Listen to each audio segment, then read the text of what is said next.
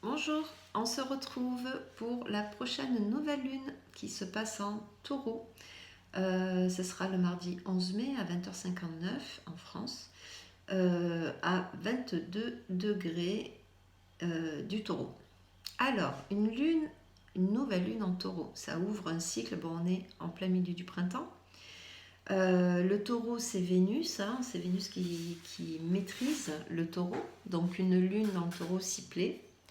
C'est un cycle, ben voilà, c'est les beaux jours qui arrivent. Ça nous parle, Vénus dans le taureau, ça va nous parler ben justement de tout ce côté épicurien, le côté gourmandise, le côté fertile aussi, puisque ça représente la terre, hein, c'est un signe de terre le taureau.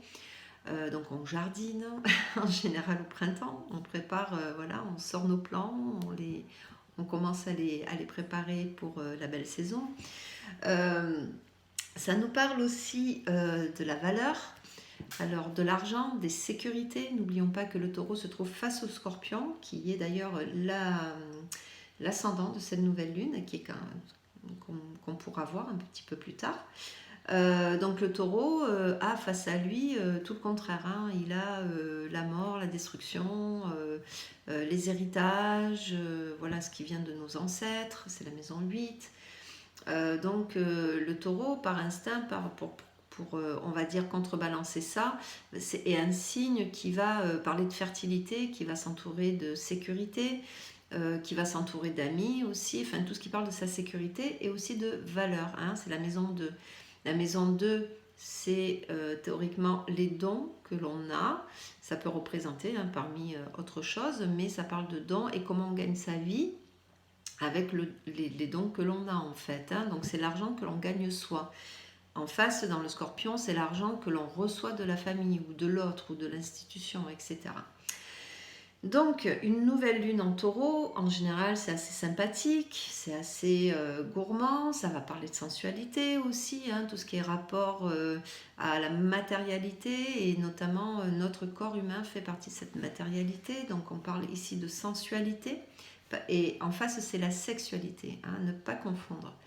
Donc cette nouvelle lune est assez intéressante parce que enfin, je dirais pas malheureusement, mais je dirais que on a lié à cette conjonction, puisque la nouvelle lune c'est un alignement, hein, c'est une conjonction entre la lune et le soleil. Nous avons la lune noire, autant la moyenne que Lilith qui est elle beaucoup plus rapide, donc les deux sont à 22 degrés, et donc accompagne cette conjonction. Alors la lune noire, c'est, on va dire symboliquement, l'envers de la lune. C'est ce qu'on ne veut pas voir, ce sont les émotions qui sont refoulées. C'est une espèce de crispation intérieure, c'est-à-dire que dans un thème, une lune noire, c'est à la fois ce qui nous attire, sur quoi on va focaliser notre attention, et que l'on rejette.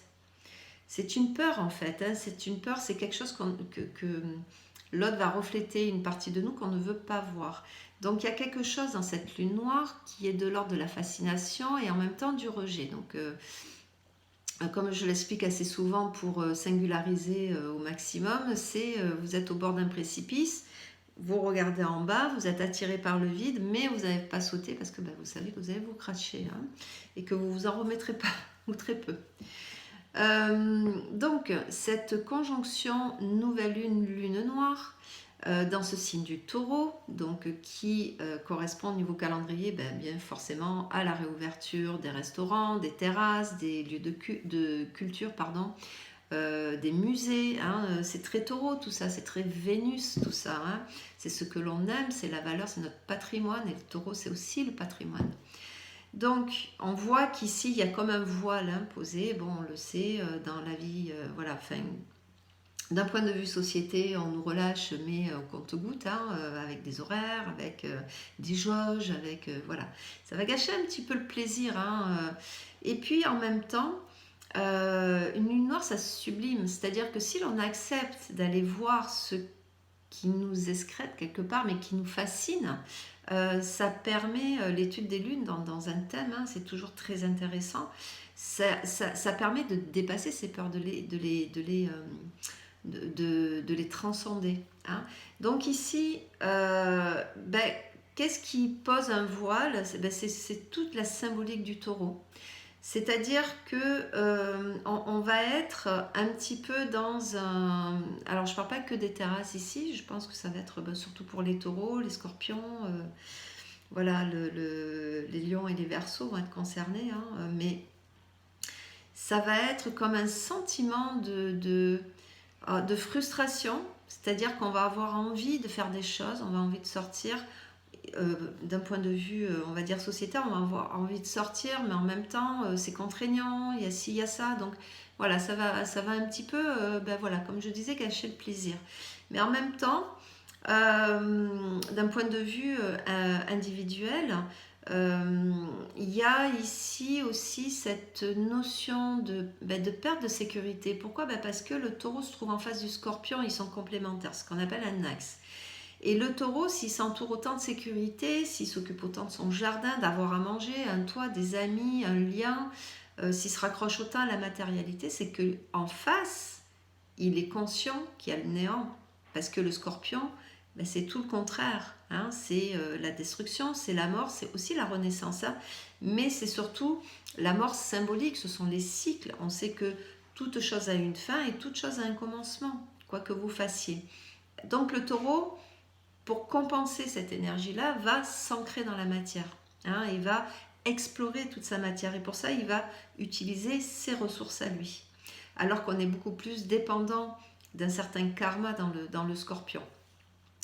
Et donc cette lune noire, qui se rapproche quand même pas mal de cette énergie, on va dire, du scorpion, va jeter du trouble. Hein, elle va jeter un trouble sur les notions de tous ces plaisirs-là, de tous ces intérêts-là. Donc on peut, par exemple, pour chacun, déjà on a cogité, pour la plupart, il y a beaucoup de personnes qui ont cogité, qui ont remis leurs valeurs en question. Et puis il y a aussi cette notion de on a été privé.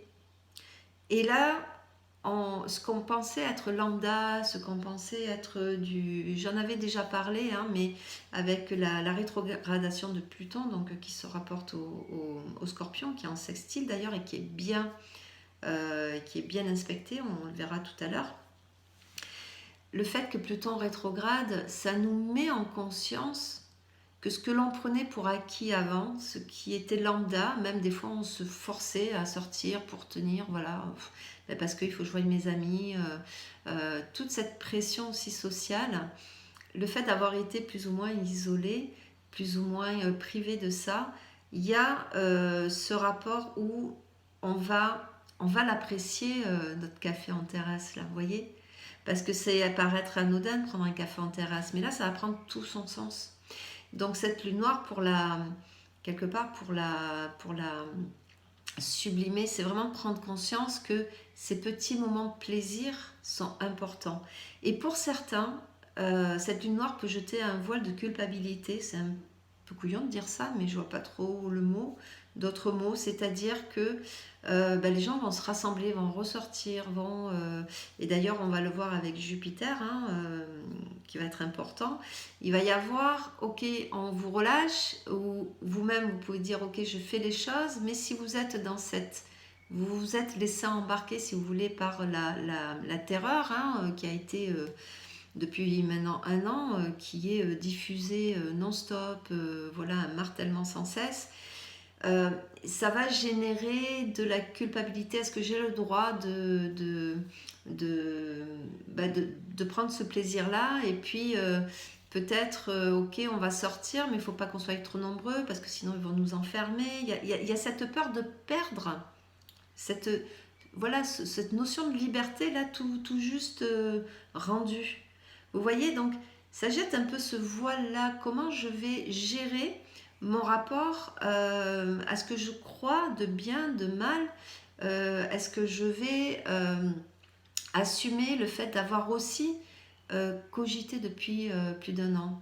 Mes valeurs ont changé, mes croyances ont changé, mon monde a changé, le monde a changé. Donc comment je le perçois aujourd'hui? Tant que je suis à l'abri chez moi, tant que je suis enfermée, je suis limitée, et je connais beaucoup de gens à qui ça l'a fait, quelque part, ça rassure. Je suis en télétravail, je n'ai pas affronté les gens, je n'ai pas à me trop me lier. Enfin, je peux être beaucoup plus sélectif, je peux prendre du temps pour moi, je découvre des dons en moi, que mes valeurs, mes croyances, voilà, qu'il y a beaucoup de choses qui ont changé, qui ont cogité, qui ont évolué depuis un an. Et là, le fait de rendre la liberté peut donner le vertige. Et ça, c'est le vertige de la lune noire. Il y a une sorte de vertige. C'est-à-dire que là, eh bien, je vais devoir ou pouvoir me relier à l'autre, revoir les gens, remasseoir à une terrasse, repartager un repas au restaurant, et puis rencontrer peut-être celui avec qui je parle sur Internet depuis X mois. Là, ça va devenir réel, concret. Et ça peut donner peur. Donc c'est une drôle de sensation mais ça va réajuster. Elle est intéressante. Enfin, moi, personnellement, je la trouve intéressante. Donc, cette lune noire est quand même bien inspectée. Enfin, bien inspectée, dans le sens où cette conjonction, cette nouvelle lune noire, elle est aussi sextile à Neptune. Donc, l'eau et la terre s'entendent très bien. Donc là, on peut aussi... on voit le côté inconscient qui se passe là, on voit que ça touche l'inconscient collectif, parce que Neptune, c'est l'inconscient collectif. C'est la maison 12, on est dans le grand tout, ici on est dans les océans, c'est tout ce qui est refoulé, caché, c'est le projet sens, c'est ce qu'on n'accède pas, mais qui crée dans la matière quand même tous les égrégores qui existent. Donc du coup, ce sextile-là, ça donne aussi ce côté, on reconnecte à la foi, parce que le Neptune c'est ça, c'est aussi les notions de foi. Alors je ne parle pas forcément d'une foi religieuse, mais c'est la foi dans le sens de l'espoir. Voilà, ça va nous booster quand même. Ce qui est dommage, voilà, c'est ce carré à Saturne, Saturne en Verseau. Donc là, on voit bien que la liberté met sous condition à tel moment. Voilà, vous prenez un prisonnier, vous le sortez de cellule, mais voilà, il a le bracelet électronique. Oh, effectivement, il est chez lui. Enfin, il est en dehors de la prison, mais il reste quand même, on va dire, surveillé et prisonnier. C'est un petit peu cette sensation-là, avec ce carré à Saturne. Voilà, qui est toujours en train de jauger tout et tout le monde. Trigone, on a un magnifique trigone à Pluton. Qui se trouve au 26e degré donc, du Capricorne et qui s'est mis à rétrograder. Et ça, c'est vraiment, vraiment, vraiment, ça nous prépare aussi pour l'an prochain quand le nœud sud va passer en Scorpion. Parce que vous allez voir que l'année 2022, et Jupiter va en parler aussi, 2022 va être quand même assez... on va pas s'ennuyer. Bon, on y reviendra, on a le temps. Mais cette rétrogradation de Pluton dans les derniers degrés du Capricorne, ici, c'est ça qui nous fait quelque part nous reconnecter à l'importance des petits riens, tout ce qui a manqué. Si vous voulez, ça va prendre, pour certains, ça peut prendre des proportions, c'est vraiment la bouffée d'oxygène. C'est vraiment la bouffée d'oxygène. Donc, elle est sympa cette nouvelle lune. Il y a une sorte de... voilà, une sensation entre deux, mais en même temps, on est content. Et le piège ici, alors parce qu'il y a toujours un piège, je suis désolée, va venir surtout de Jupiter. Alors Jupiter, pendant cette nouvelle lune, c'est-à-dire à partir du 13 mai, passe en Poisson.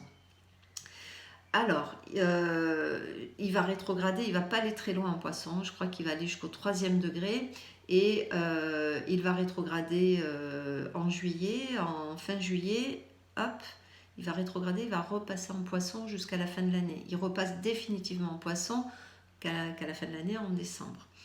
Donc, là, il y a un piège. Pourquoi? Alors, ça nous donne un petit peu aussi les prémices de ce qui va se passer en 2022. Jupiter, alors on l'appelle le grand bienfaiteur, oui, effectivement, mais il faut plus la voir comme une planète qui amplifie tout. C'est une planète qui est géante, c'est la première planète, on va dire, sociale, donc ça concerne énormément le collectif, c'est une planète collective, et Jupiter amplifie le bon, mais il amplifie aussi le mauvais, il intervient pas mal dans la mort, Jupiter, il ne faut pas l'oublier. Donc, ce Jupiter en Poisson, il est bien, il est en exaltation. C'est l'ancien maître du Poisson, donc il est chez lui ici en Poisson. Et donc, il va amplifier toute cette énergie poissonneuse où se trouve Neptune. Neptune nous a bien embrouillés, hein, voilà, depuis un an. Donc là, ça va mieux puisque le carré, je l'avais expliqué, le carré nœud nord Neptune, enfin axe des nœuds Neptune n'est plus d'actualité. Donc ça y est, on lâche un petit peu là. Hein, mais bon, Neptune, dans son mauvais côté, dans sa polarité mauvaise, quand il est mal employé, c'est le bien ici que je t'embrouille. C'est viens là, je vais te mentir, je vais te manipuler, je vais t'enrober la vérité. Et c'est corrosif, hein, ça dissout en fait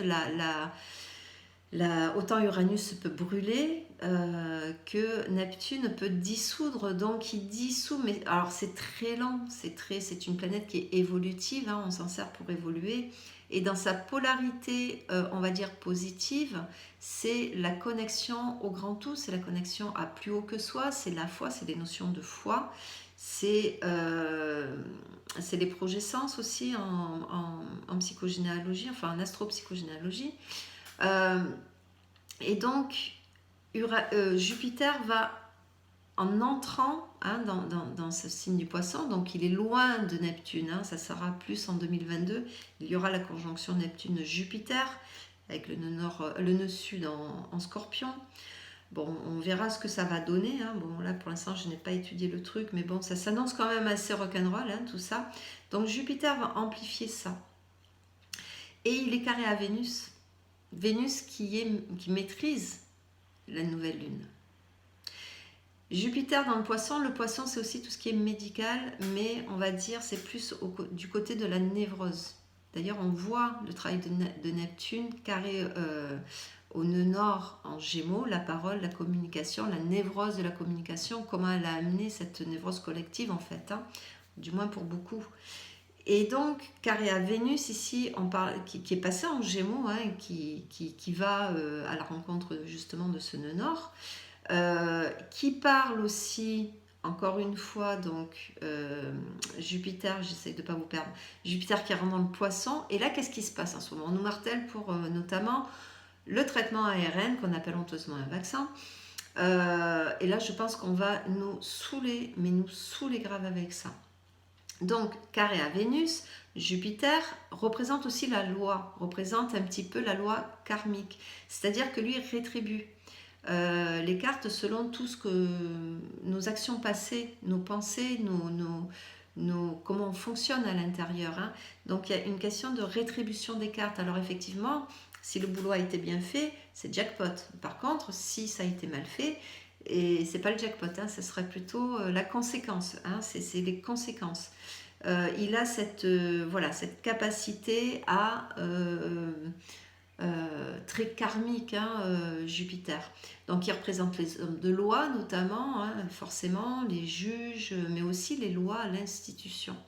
Donc ici, carré à Vénus qui est dans le Cancer, eh ben, ça peut parler de loi.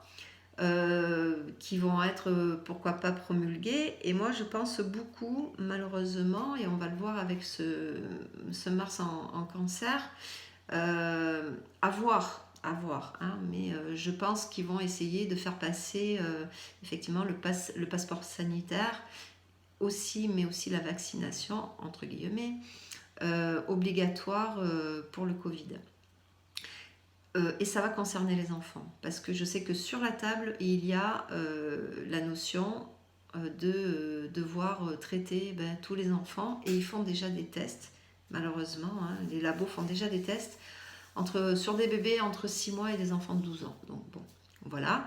Bref, ceci étant à part, Jupiter carré à Vénus, qui est, elle, dans le Gémeaux, pas loin du nœud nord, qui va à la rencontre du nœud nord et de Mercure.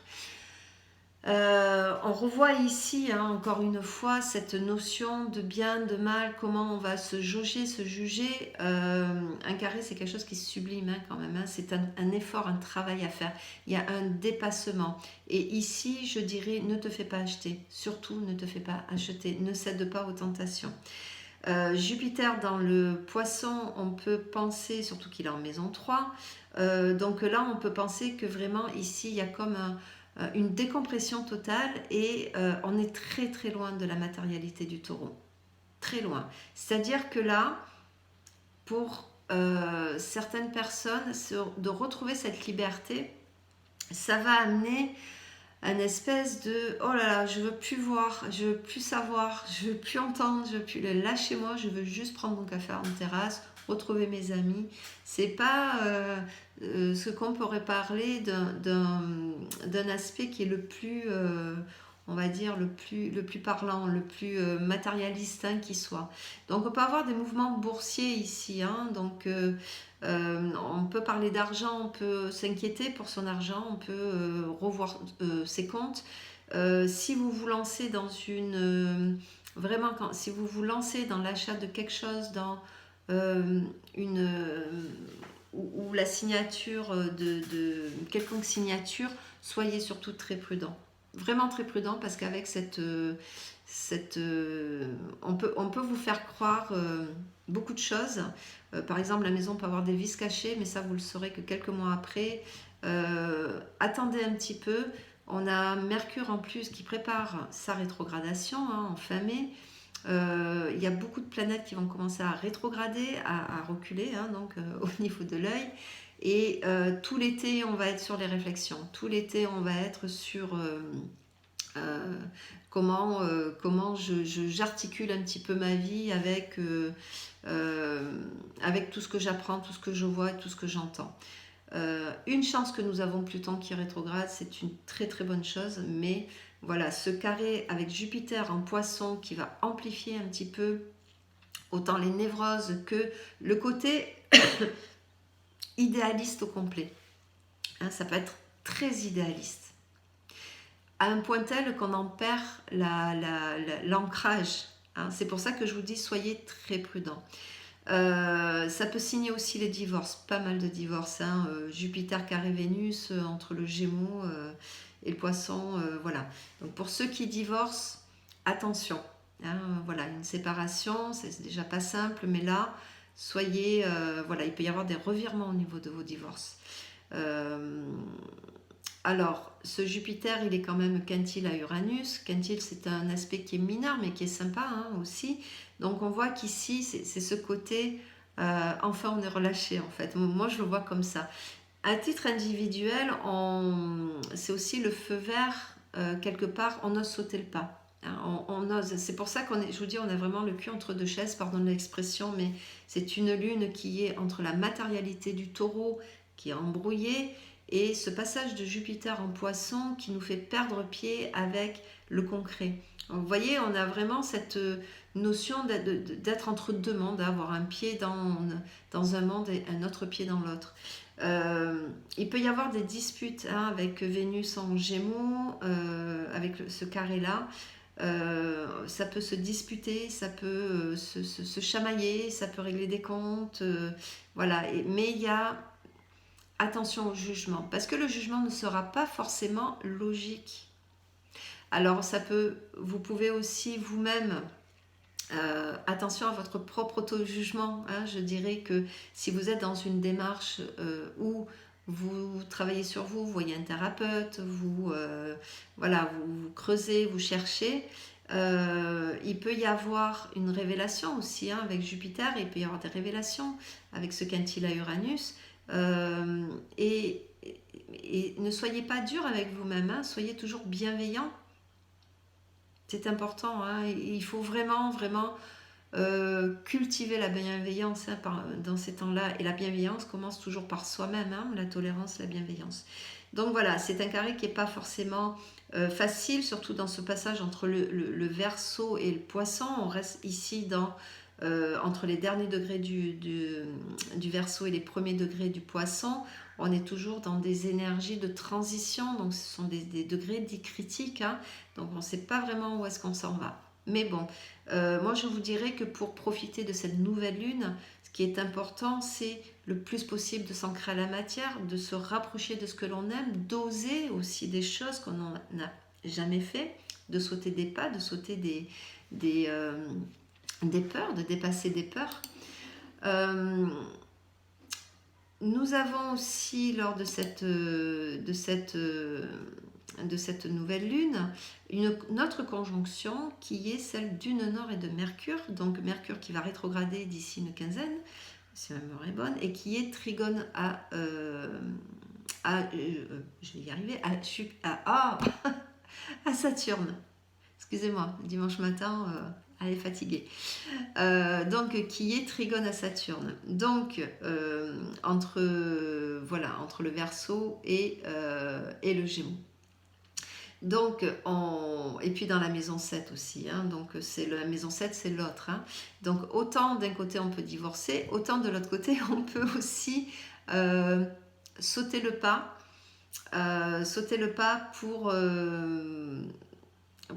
comment dire, pour rencontrer. Et là, je pense beaucoup à toutes les personnes qui se suivent sur les sites de rencontres. Ça peut être très sympa, parce que Vénus se trouve aussi en Gémeaux, tout comme le nœud Nord et Mercure. Donc, il y a une officialisation, si je prends ça vraiment que dans la symbolique, une officialisation de tout ce que représente Mercure. Il y a un aval de la part de Saturne dans toute la représentation de Mercure. Et Mercure, c'est le mouvement, c'est la parole, c'est la curiosité, ce sont les études, c'est le mental. Hein. Donc, relié au nœud Nord en Gémeaux, on est ici dans la proximité, dans les apprentissages. Donc, c'est très très bien. Par exemple, là, vous pouvez, si vous avez le projet de vous inscrire pour des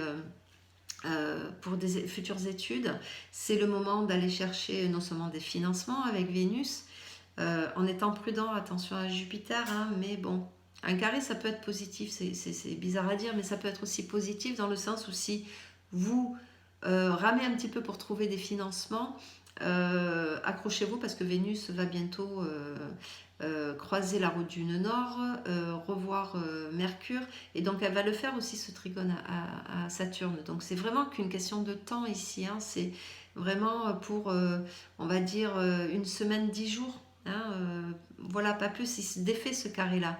Donc là, voilà, vous pouvez aller officialiser tout ce qui est... Voilà, vous pouvez ouvrir un petit commerce aussi, ça semble bizarre, mais vous pouvez vous lancer dans l'entrepreneuriat avec ce trigone, hein, et puis Saturne, c'est pérenne.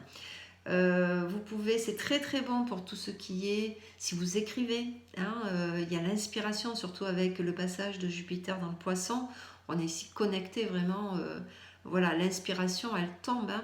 C'est pas que mauvais, hein, Jupiter dans le Poisson, il va y avoir une montée je vous dis, une connexion supplémentaire au niveau de la foi, hein. On va falloir qu'on se raccroche à plus grand que soi.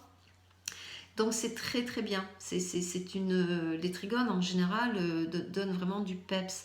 Et c'est aussi vraiment l'autorisation, ça y est, on peut se revoir, se rencontrer, parler, on peut découvrir, on peut aller plus loin que les 10 km, on peut aller, voilà. C'est aussi le départ pour le week-end de l'Ascension, hein. On voit qu'il y a beaucoup de mouvements. Donc bref, c'est un très très bon trigone.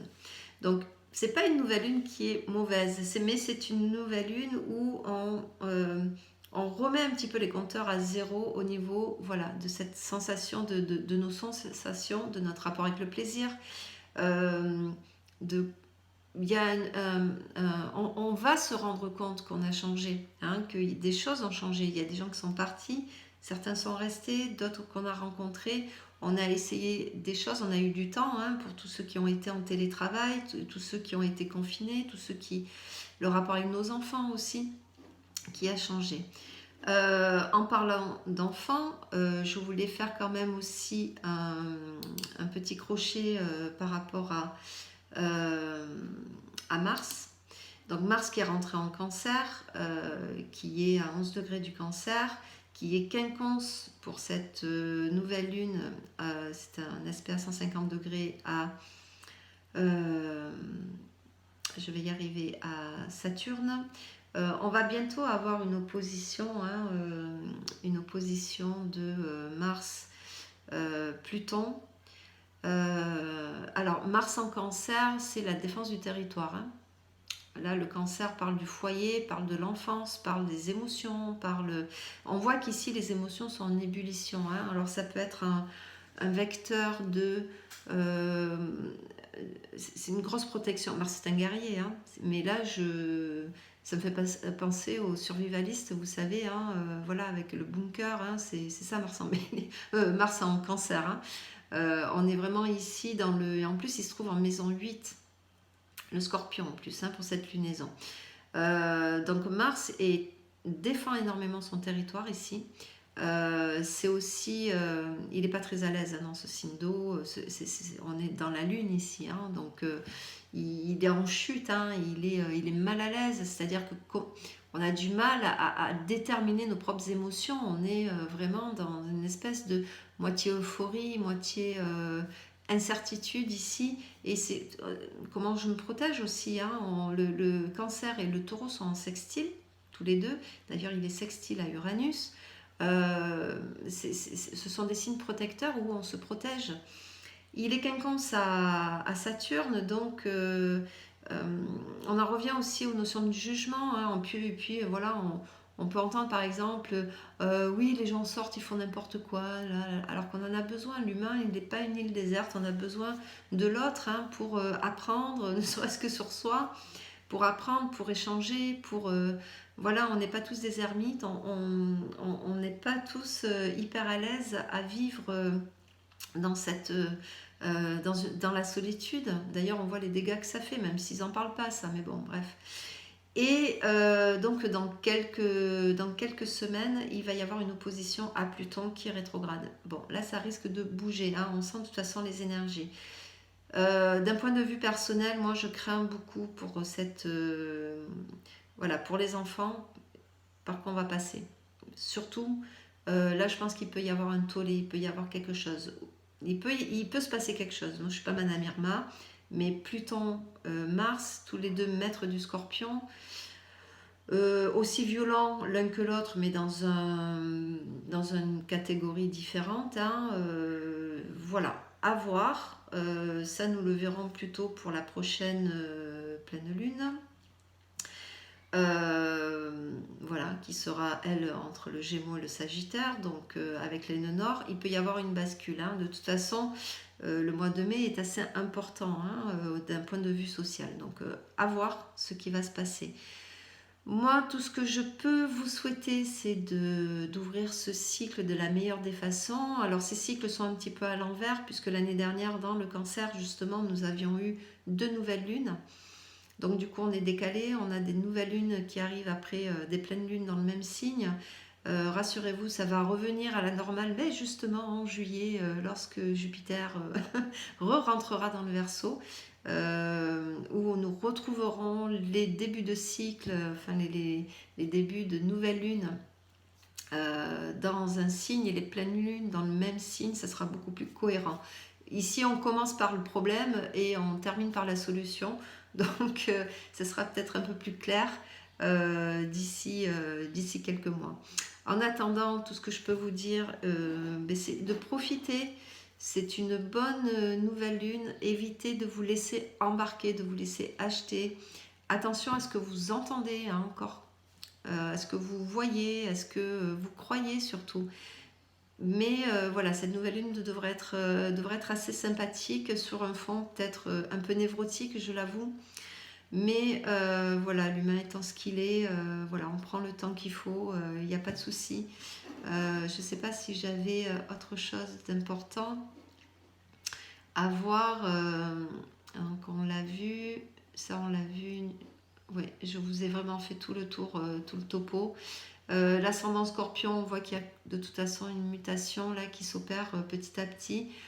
Profitez de cette nouvelle lune pour mettre des choses en place. Voilà, rapprochez-vous de la Terre, c'est vraiment une super nouvelle lune pour remercier vraiment la richesse. C'est de ça que je voulais vous parler en parlant de richesse. Cette nouvelle lune en parle beaucoup et j'aurais peut-être dû commencer par là, mais bon, en faisant les vidéos, c'est vrai que j'oublie pas mal ce que... Enfin, je sais pas que j'oublie, mais je zappe certaines choses que j'écris. Cette notion de valeur, elle nous pose la question, cette nouvelle lune, donc quelle est ta vraie richesse? Où places-tu tes notions de richesse?